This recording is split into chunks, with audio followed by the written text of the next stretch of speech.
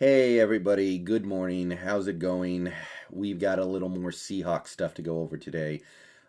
Two items really in this video. Two items. On their own, they wouldn't really be worth discussing, but put it together, I think you've got yourself enough substance to spend at least a few minutes to talk about and think about.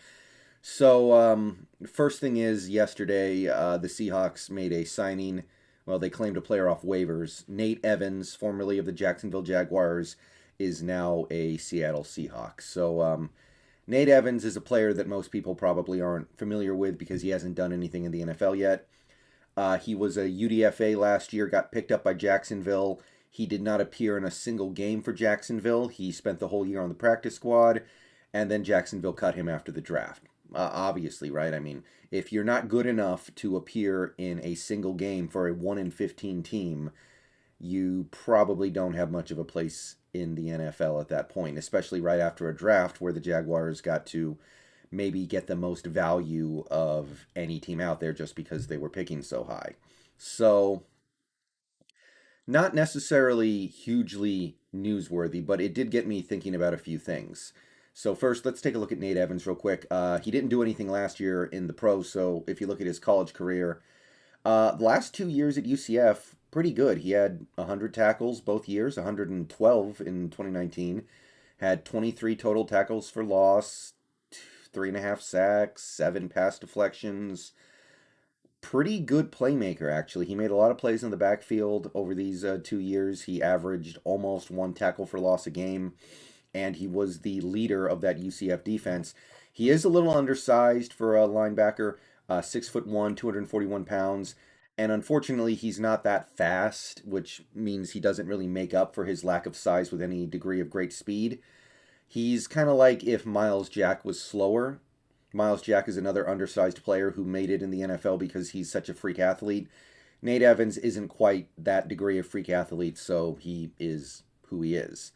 Nevertheless, signing him did get me thinking about a few things because I added him to the chart, the 90 man depth chart, 90 man roster, and I do actually think that Nate Evans has a decent chance of making the roster, maybe even the 53 man, because if you listen to what the Seahawks have been saying in recent days, and if you look at what they've been doing, it seems pretty clear that they have an interest in increasing their linebacker depth going into the season.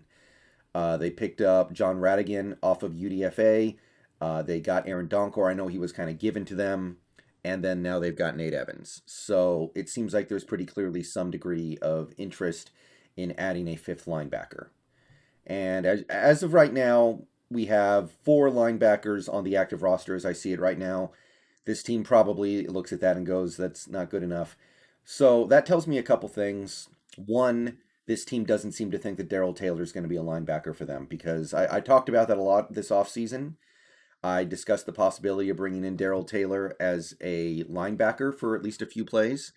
And the fact that we're so eagerly looking after linebacker depth tells me maybe we don't see it that way. And Benson Mayowa, too. I would throw Benson Mayowa in there as well. I kind of thought that this team might look at Mayowa as somebody who could play at least a few snaps a game at linebacker, but doesn't seem to be the case. So Donkor is guaranteed a free practice squad spot because of the NFL rules. So I have to believe we're just going to leave him on the practice squad this year because that free practice squad spot is probably valuable to us, and we only get it if he's on there. So if we don't bring back KJ Wright, I think you could see one of John Radigan or Nate Evans end up on the 53 man when the season starts, just because we want that fifth linebacker. And at this point, I would actually make Evans the favorite because he actually was in the NFL last year, even if he was only on the practice squad. And Radigan still has that Army deployment thing he has to concern himself with. He might not be able to be in the NFL in 2021 at all because of the Army stuff. I don't know exactly what's going on there. And then it kind of got me thinking about, well, who are we going to get rid of in order to make room for a fifth linebacker? Because, well, this right here, this is 53 players. This is a full 53-man roster. So maybe we run with three running backs. Maybe we push Demarius Randall to the practice squad. Maybe Trey Flowers gets the boot. Maybe Mayowa ends up on the practice squad, as weird as that is for a veteran of his relatively good amount of experience, but it is technically legal now to put a player like Mayo on the practice squad. I don't think he would be very happy about that, though. So, yeah, this whole thing, one thing that it kind of made me think is that, the NFL, I don't understand how they're a day late and a dollar short on something as obvious as this, but if you're going to expand the season by a game, if you're going to make a 17th game, you got to either give an extra bye week or you got to give us some more roster spots. I think, I'm assuming it's too late for anything to happen, but the NFL should honestly just give every NFL team an extra two roster spots right now. Just go to 55-man rosters if you're going to ask them to play an extra game.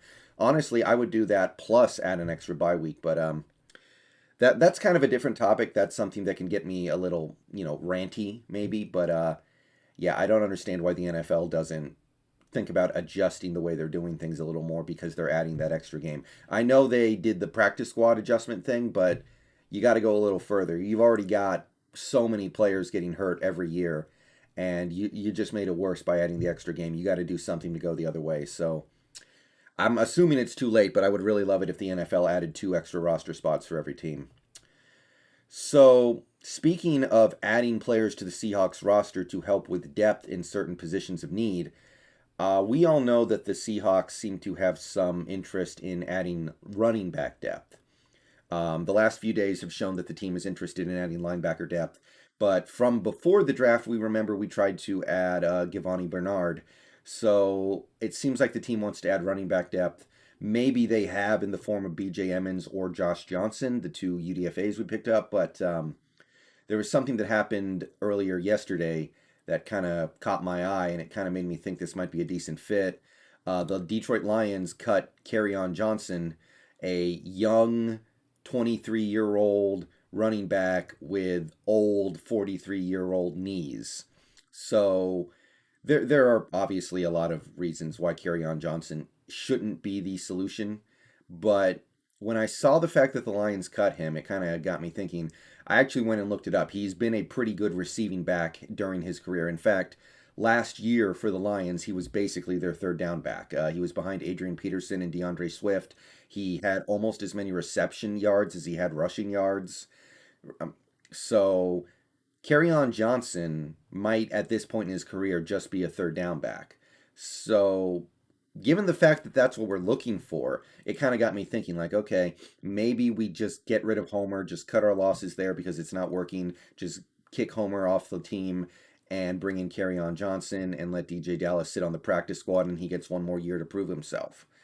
Um, it does kind of frustrate me that this team feels the need to add depth at these two positions because they are two positions we have spent way too much time and money and resources addressing in recent years. I mean, look, you guys know how I feel about the running back and linebacker position. But even regardless of that, I mean, running back, we gave a second contract to Chris Carson, first round pick on Rashad Penny, seventh round pick on Travis Homer, fourth round pick on DJ Dallas. That position should be on lockdown with all the resources we put into it. And here we are chasing after guys like Giovanni Bernard. And now I'm sitting here thinking, like, well, maybe it should be Kerryon Johnson, who has knees made out of spaghetti.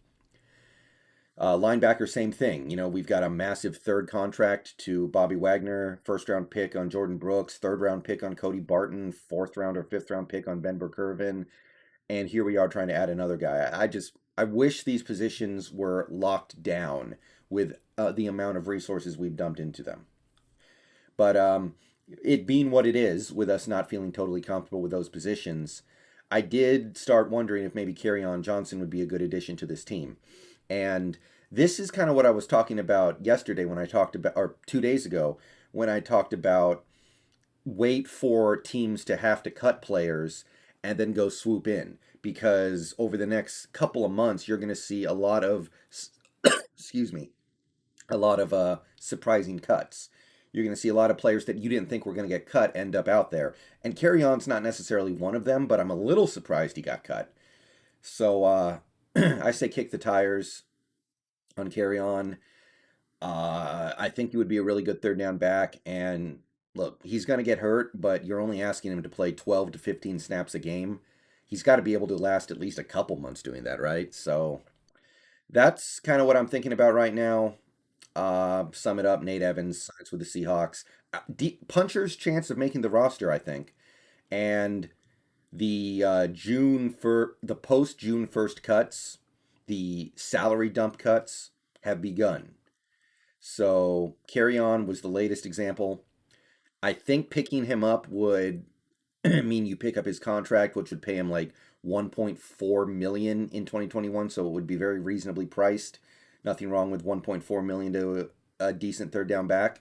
So something to think about. But I'm gonna get out of here. Peace out, go Hawks. There's gonna be another video later today. There are gonna be more streams later. But let me know what you think about all this, guys. These are not the most exciting players in the world, but they can help you win when the season starts. So, see you guys later.